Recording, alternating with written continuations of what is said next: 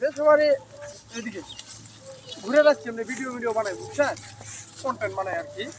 এই যে আমাদের মুরব্বির কাকার পাড়াটা। পাড়াটা কতদিন হলো বলতেছে? হ্যাঁ, 2 বছর, 2.5 বছর না? এটা শুধু ওই যে আপনার যে মেন পাল আছে এর জন্য রাখছেন নাকি? বাইরে থেকে ছাগল নিয়ে আসে।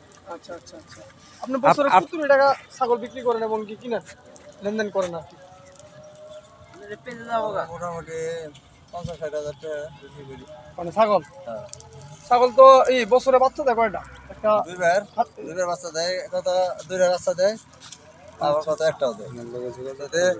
ওই আমাদের দুইটা বাচ্চা দিছে, আপনার থেকে যদি কেউ ছাগল কিনতে চা, তখন আপনার সাথে কিভাবে যোগাযোগ করবে লোকজন?